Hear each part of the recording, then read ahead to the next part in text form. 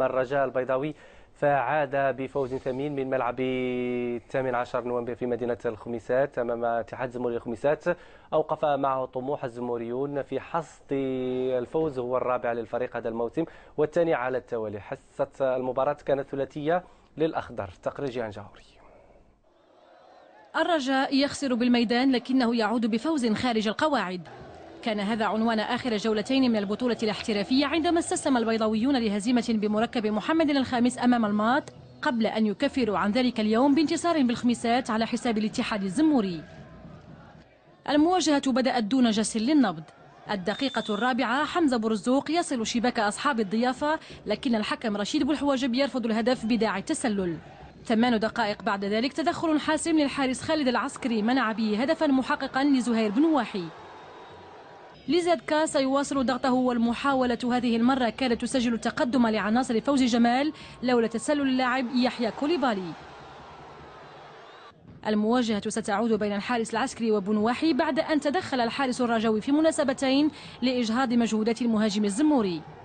الاتحاد العائد لأجواء الكبار هذا الموسم بدا بحاجة لتحقيق نتيجة إيجابية للتخلص من المركز ما قبل الأخير، وهنا حركة جميلة لمحمد جواد أراد بها تسجيل تقدم فريقه دون نتيجة.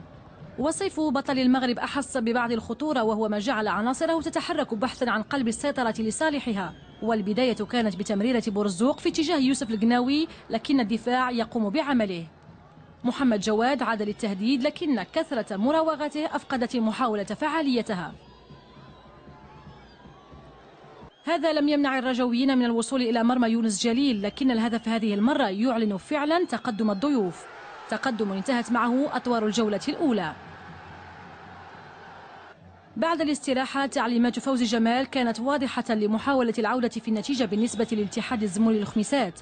ضربة خطأ من عبد الرزاق الناصفي وجدت حارسا متألقا اسمه العسكري، وبدوره أحمد شاقو بحث هنا عن مضاعفة الحصة، لكن ضربة الخطأ لم تغير في النتيجة، والنتيجة ستتغير من نقطة الجزاء بعد عرقلة برزوق في مساحة العمليات، عرقلة نتج عنها طرد المدافع جودي الإسماعيلي والحافظي في التنفيذ، وهدف ثاني للرجاء.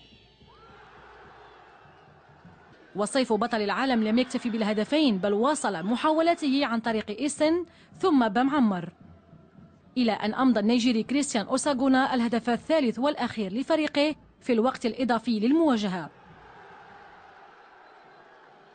Bravo. C'est une bonne victoire.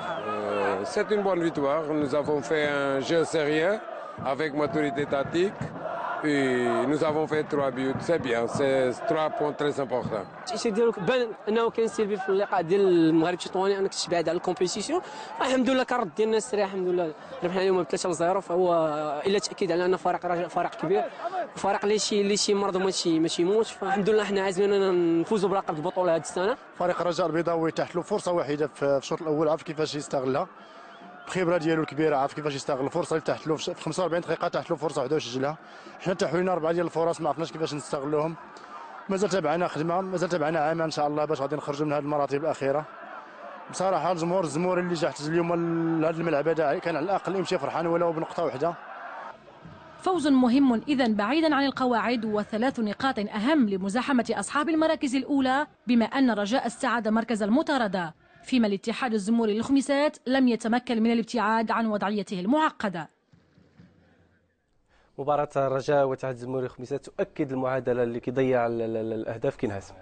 خميسات عماد كانت مطالبة بتأكيد نتيجة الفوز على المغرب الفاسي. فريق الرجاء البيضاوي كان مطالب بمحو الهزيمة ضد فريق المغرب التطواني.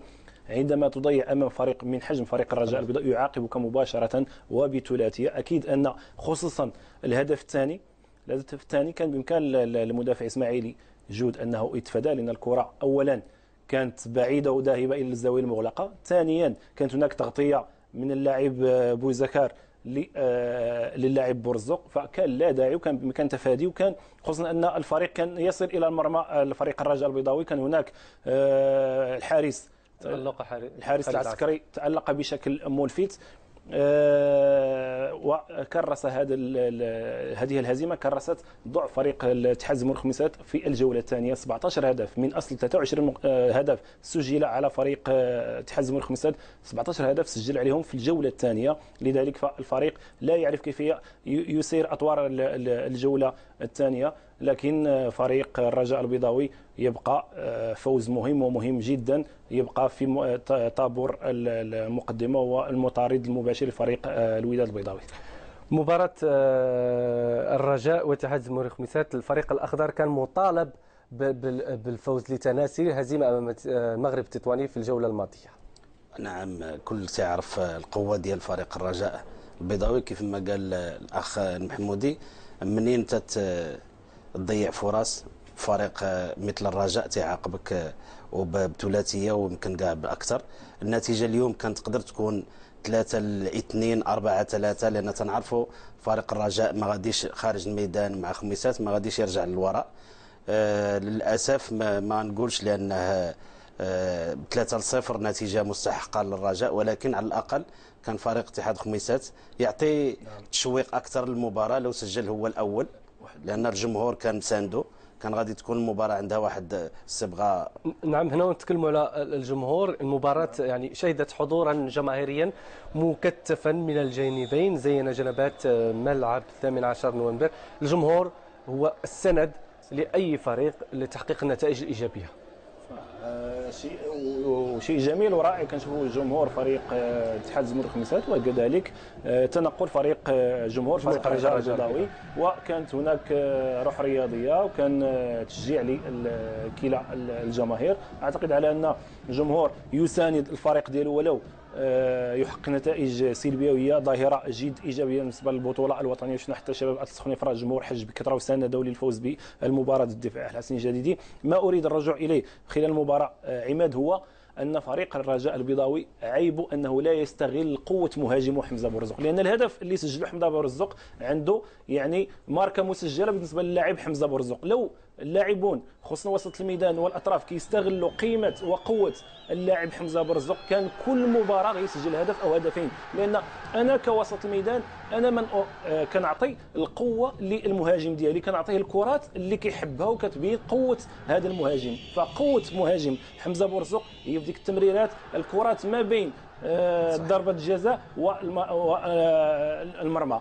في هذاك المربع او في ديك الدائره تم قوه حمزه بورزق. لو ان اللاعبين لا الاظهره ولا اللاعبين كل من القناوي او الحافظي كيستغلوا هذا اللاعب، كان بامكانه يخرج هداف كل موسم او كل مباراه يسجل هذاك، لان عنده واحد سان بيتور بارانستان هداف بالفطره، كيعرف خصوصا في ديك المنطقه خطير وخطير جدا ولا يضيع اهداف. لذلك حتى ضد بركان نفس الحركه، تمريره من الحافظي وبذكاء وبقراءه مسبقه جميله كيسجل الهدف. لذلك فعلى الرجاء ان يستغلوا هذا المهاجم.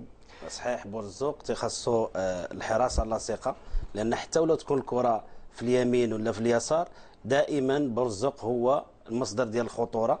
تنعرفوا بالكرات الراسيه تيتقنهم بشكل جيد، عنده توقيت ممتاز، عنده لونتيسيباسيون. اليوم شفنا بورزوق ماشي واحد، شفنا 10 ديال بورزوق، لان كان في الدفاع في الكرات الثابته اللي ضد الفريق ديال الرجاء كان هو اول واحد تتلقاه في المنطقه ديال الدفاع ديال الرجاء، كان تيرجع للوراء. كان هذا كله لانه جايبين له مهاجم نيجيري، فهو تيبغي ياكد بالاحقيه ديال المكانه ديالو. هذا الشيء علاش كان اليوم دار واحد مجهود كبير. طيب، نجمي مباراه الرجاء واتحاد الزمالك الخميسات خالد العسكري وكذلك حمزه بورزوق. مباراه الرجاء واتحاد الزمالك الخميسات كيف ذكرت قبل البدايه ديالها ان الفريق اللي كيضيع الاهداف يكون على يقين انه يتلقى الهدف والهزيمه، وخصوصا فريق بحجم فريق الرجاء، لانه كنشوفوا فرص من هذه الطريقه اللي وقلنا على ان فريق اتحاد الزمالك الخميسات من بين الانديه اللي كتخلق فرص كثيره، لكن عيبها انها تضيع ولا تستغل الفرص. ضد فريق من حجم فريق الرجاء البيضاوي عندما تضيع مثل هكذا فرص تعاقب مباشره.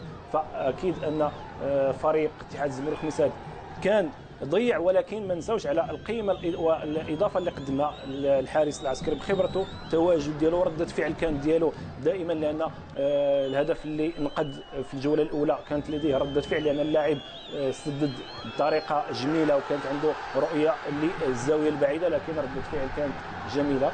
بعد ذلك 3 فرص متتاليه وسانحه للتسجيل، لان اتخاذ القرار في الوقت المناسب هذا ما يميز لاعب عادي عن لاعب كبير. في اللحظه المناسبه على المهاجم ان يتخذ القرار لتسجيل الهدف. مباشره بعد ذلك لاحظ ان اللاعب الحافظي يتخذ قرار ويرفع كرة جميلة وبقراءة مسبقة. المدافع كان شاردا ولم يكن يعرف قيمة اللاعب برزق اللي جا من الوراء ديالو كيسجل هدف اللي عطى اللي فتح كل المنافذ لفريق الرجاء البيضاوي، كان سبب مباشر في فوز النقطة اللي تكلمت عليها ان فريق اتحاد الجمهوري خميسات انه ما كاينش هذاك متمم العمليه، انه كيضيع الفريق اللي كيضيع محاولات كثيره. يعني احنا في جوله 17 ربما هاد الامور كان المفروض تصحيح ديالها في المعسكر بعد توقف البطوله الوطنيه في المرحله اللي توقفت فيها.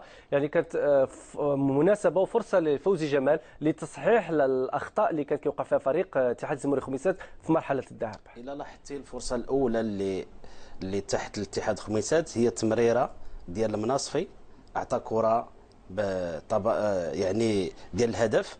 الغريب هو انه انا اتساءل لماذا مناصفي يرجع للوراء، لانه مناصفي تلعبوه من احسن اللاعبين في الدوري المغربي، يمكن له بوحده يربحك مباراه، لان لو تلعبوا من وراء المهاجم غادي يجيو 3 الفرص، غادي ماركي لك 2 ديال الفرص. لاعب اللي تيستغل، عنده رجل يسرى، عنده الدقه، عنده القوه، عنده التمريره الاخيره. فما فهمتش انا علاش تيرجع حتى ل 16 متر سكوند، وهو تنعرفوا بان لاج ديالو، ملي تنقول لاج يعني لاعب ديال الخبره، ما غاديش انت طالب باش يراوغ الاول والثاني والثالث ويلقى راسو باقي من وراء السونتر.